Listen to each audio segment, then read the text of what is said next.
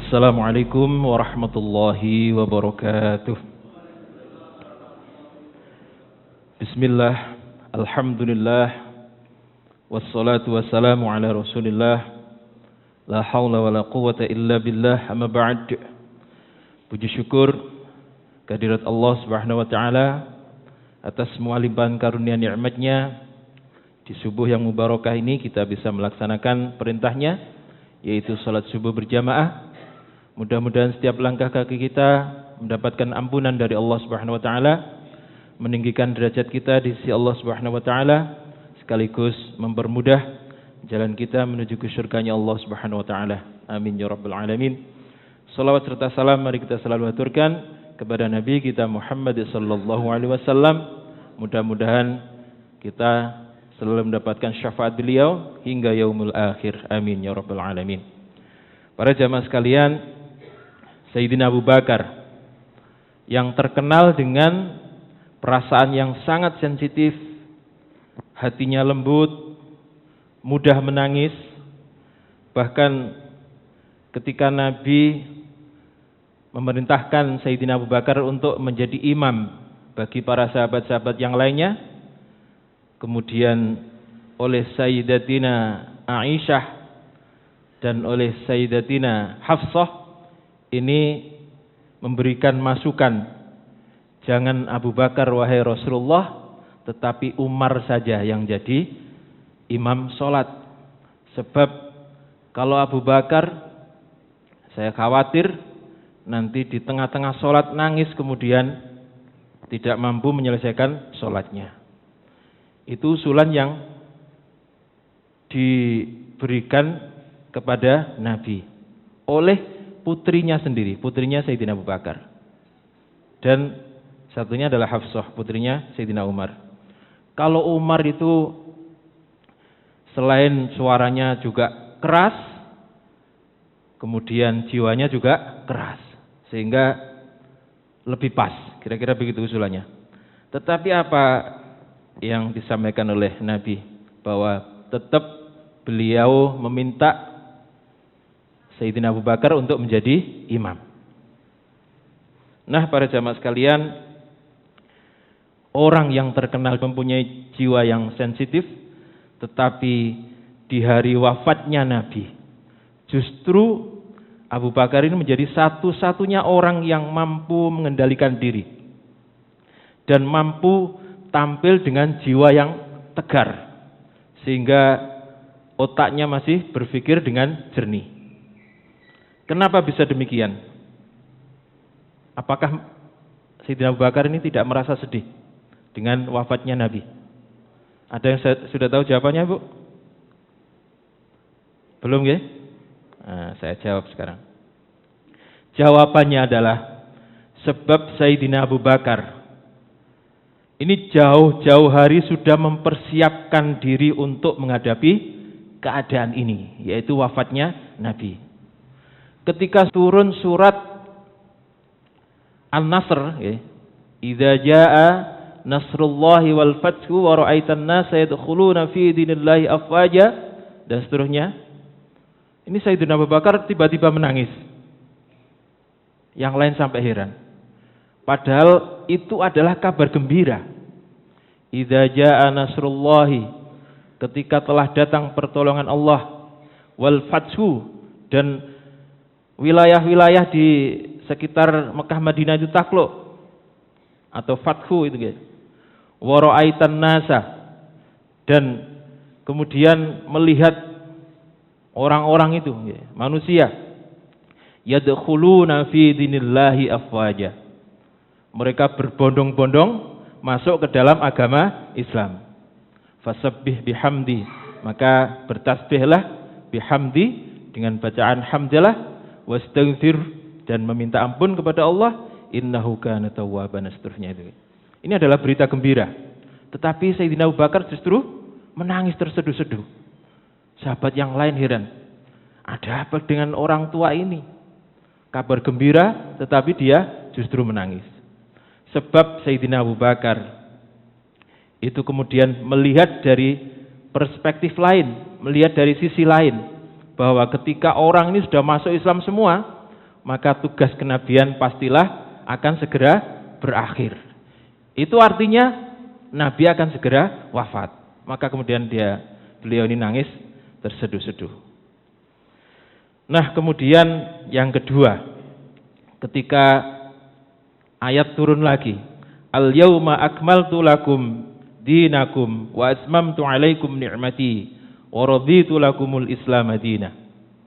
Bahwa pada hari ini telah aku sempurnakan untuk kalian agama kalian.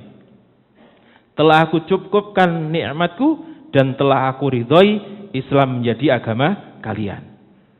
Lagi-lagi Sayyidina Abu Bakar melihat dari sisi lain bahwa dengan turunnya ayat ini maka kenabian akan segera berakhir dan itu artinya Nabi akan segera wafat. Kalau idza jaa tadi ketika Fathu Mekah. Kalau al-yauma akmaltu lakum ini ketika haji wada. Ketika haji wada. Maka lagi-lagi beliau kembali menangis terseduh-seduh. Kemudian yang terakhir, kira-kira 9 hari menjelang wafatnya Nabi, ketika Nabi mengatakan ada seorang hamba yang diberi pilihan oleh Allah, apakah dia memilih dunia dan isinya atau memilih ingin segera bertemu dengan Allah. Maka seorang hamba itu kemudian memilih ingin segera bertemu dengan Allah. Ini Nabi ini menceritakan dirinya tapi tidak ada yang tahu. Tetapi lagi-lagi Sayyidina Abu Bakar mengetahui dan paham apa yang dimaksud dengan Nabi, bahwa yang dimaksud seorang hamba itu adalah Nabi, dan kembali menangis terseduh-seduh.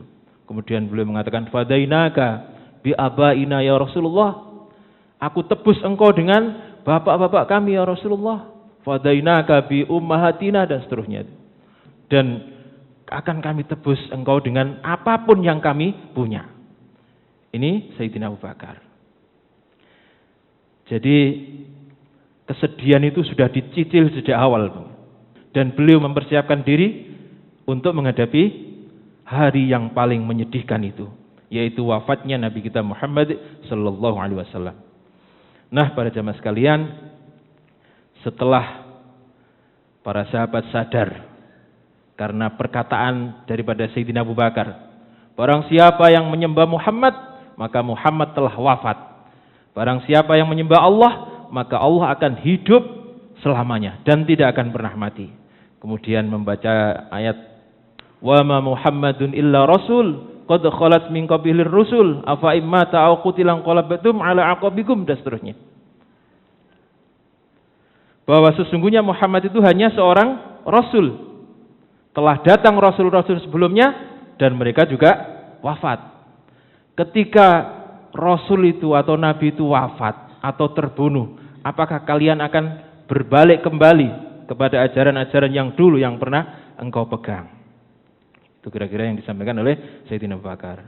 Nah, setelah para sahabat sadar dan yakin bahwa Nabi benar-benar wafat, kemudian mereka berkumpul di dalam masjid untuk bermusyawarah, yaitu bagaimana mereka harus merawat jenazah Nabi.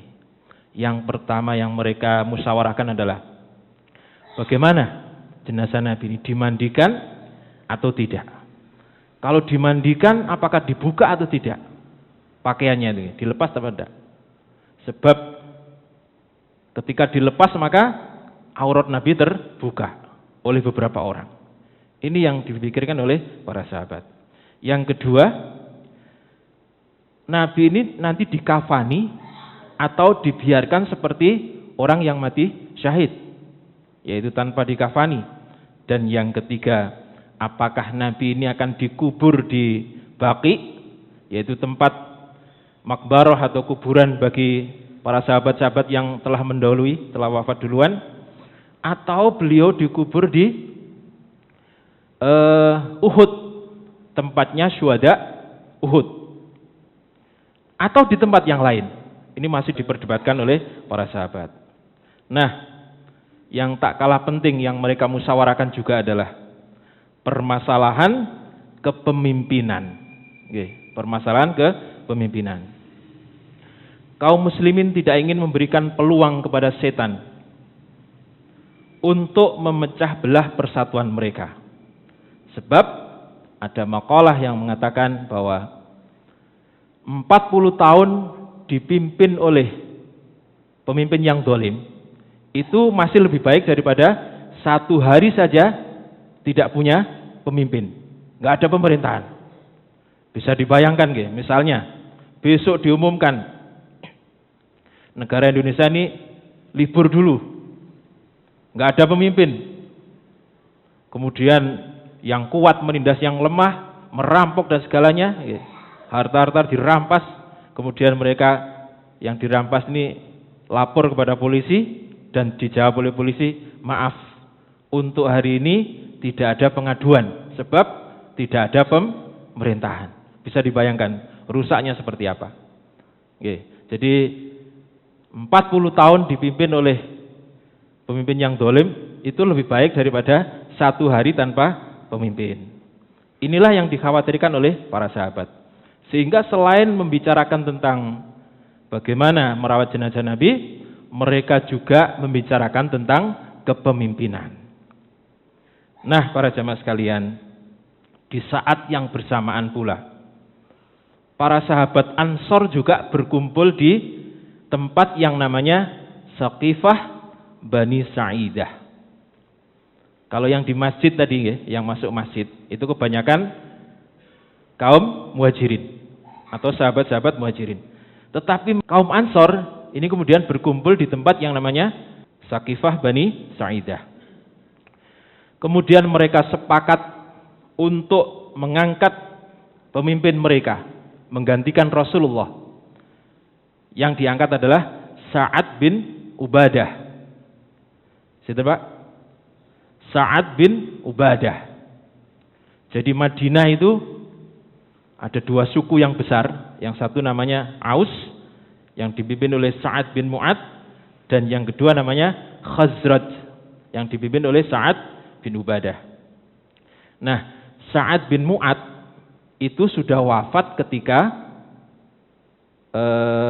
lengannya ini terkena panah di perang Khandaq, yang darahnya mengucur terus itu. Begitu perbannya diambil, darahnya muncrat, Bang, karena kena pembunuh nadi. Tetapi saat ini berdoa, wahai Allah, jangan Engkau matikan aku sebelum urusanku dengan Bani Quraidah yang telah berkhianat itu selesai. Maka doa ini dikabulkan Allah. Setelah Bani Quraidah selesai, kemudian beliau wafat. Sehingga yang tersisa hanya Sa'ad bin Ubadah. Oleh sebab itu kemudian orang-orang Ansar ini bersepakat untuk mengangkat Sa'ad bin Ubadah sebagai pemimpin mereka.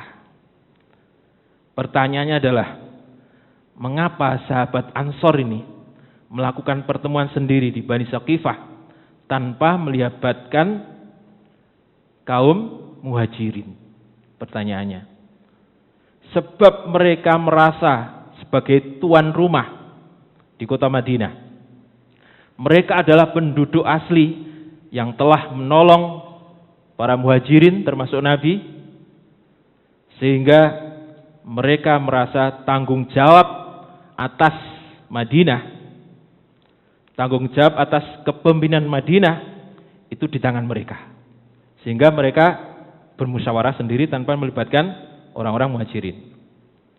Nah, selain alasan tersebut adalah mereka juga merasakan ada kemungkinan setelah Nabi ini wafat, orang-orang muhajirin itu nanti akan pindah lagi ke Mekah, sebab Mekah sudah ditaklukkan.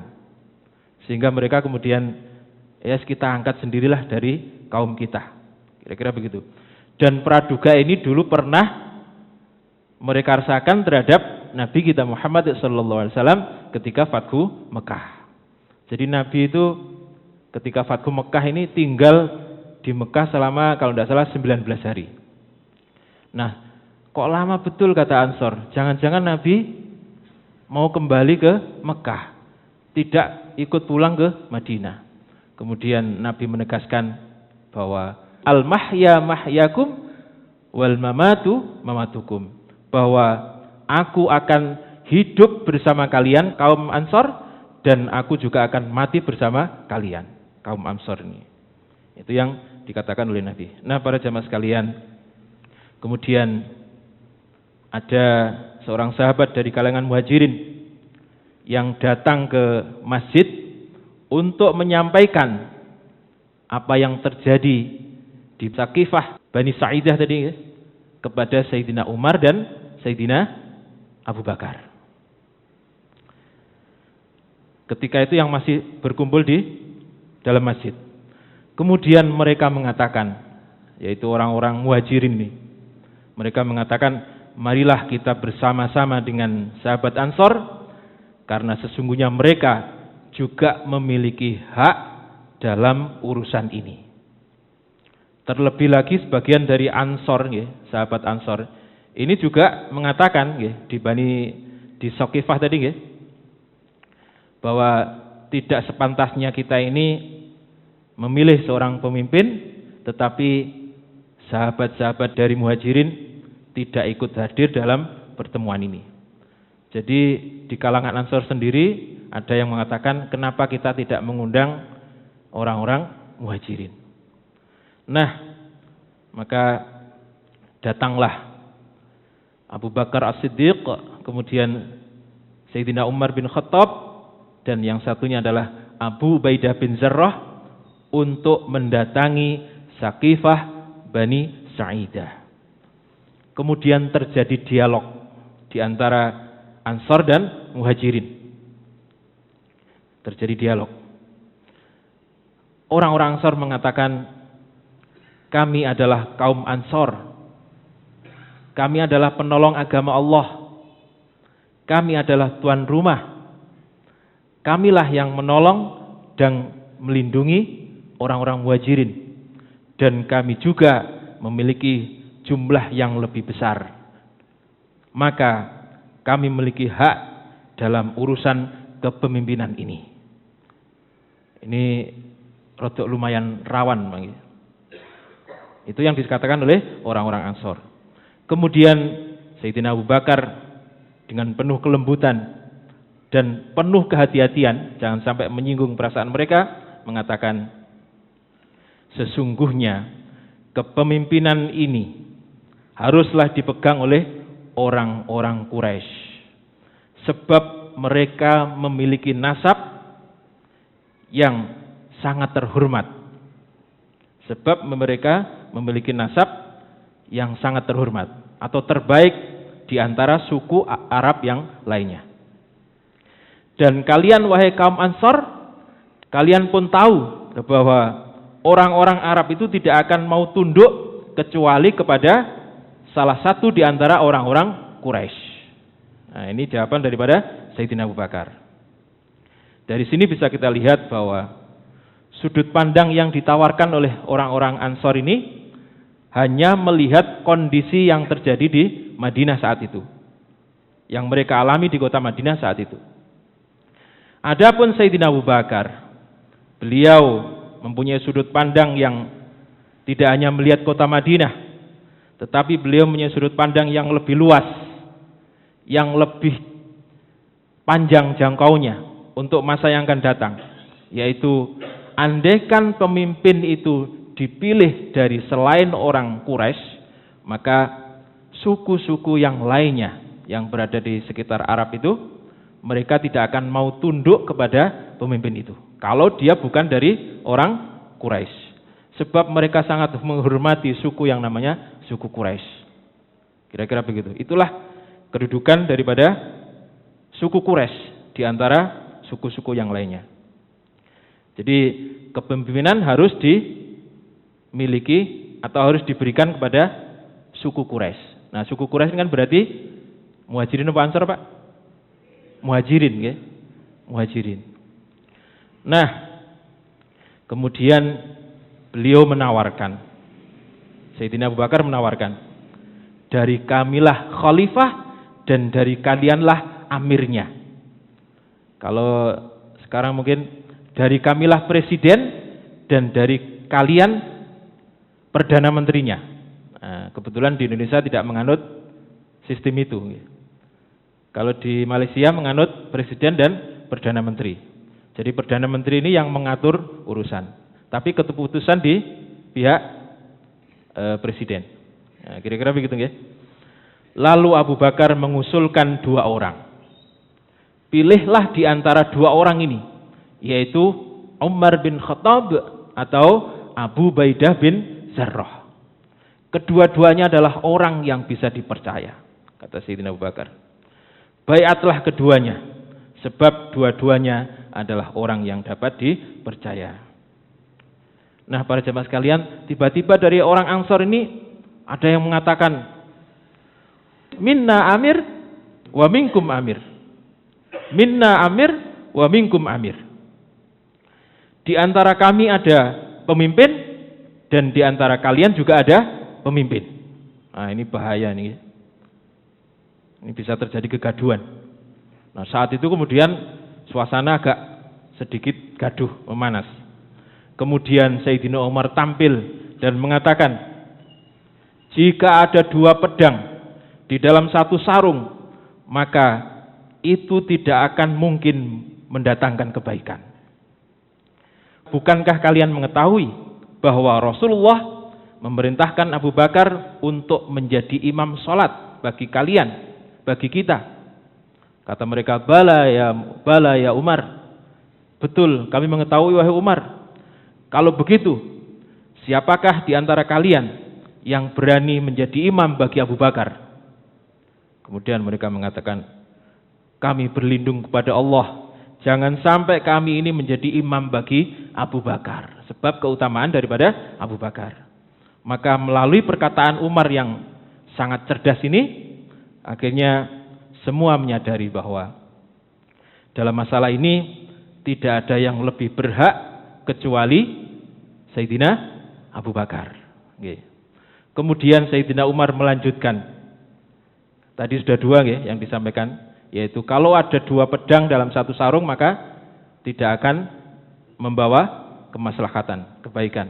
Yang kedua, yang ditunjuk untuk menjadi imam bagi kalian adalah Abu Bakar. Beranikah kalian menjadi imam bagi Abu Bakar? Mereka mengatakan, tidak, kami tidak berani menjadi imam bagi Abu Bakar. Dan yang terakhir yang disampaikan oleh Sayyidina Umar adalah yang ketiga berarti Bang ya. Beliau membacakan ayat 40 dari surat At-Taubah. Penggalanya saja. Illa tansuruhu faqad nasarahu Allahu. Iz akhrajal ladzina kafaru saniyasnaini iz huma fil ghar iz yaqulu lis-sahibi la tahzan innallaha ma'ana. Jika kamu tidak menolongnya, yaitu menolong Nabi Muhammad, maka sesungguhnya Allah telah menolongnya, yaitu ketika orang-orang kafir mengusirnya dari Mekah, sedang dia salah seorang dari 2 orang ketika keduanya berada di dalam gua, di waktu dia berkata kepada temannya, janganlah kamu bersedih, sesungguhnya Allah bersama kita. Pertanyaannya adalah, siapa 2 orang yang di gua? Sinten Bu? Sinten Pak? 2 orang yang di gua yang dimaksud di sini adalah Nabi dan Sayyidina Abu Bakar ketika hijrah itu. Dan ini adalah keutamaan yang tidak bisa disaingi oleh siapapun. Ini keutamaan daripada Sayyidina Abu Bakar. Nah, setelah disampaikan 3 hal ini, bagaimana tanggapan dari kaum Ansor atas pernyataan Umar ini? Akan kita bahas pada pertemuan yang akan datang. Dan sekaligus kami menawarkan setelah ini kan pembayatan Sayyidina Abu Bakar. Apakah terus apa cukup di sini? Terus Baik, insya Allah akan kita teruskan. Nah, sebelum nanti pembahasan tentang pembayatan Abu Bakar, Sayyidina Abu Bakar, kita tonton filmnya dulu. Setuju Nah, baik. Jadi untuk hari Kamis yang akan datang, kita lihat filmnya seputar wafatnya Nabi kita Muhammad SAW. Demikian, kurang lebihnya mohon maaf. Mudah-mudahan manfaat. Wassalamualaikum warahmatullahi wabarakatuh.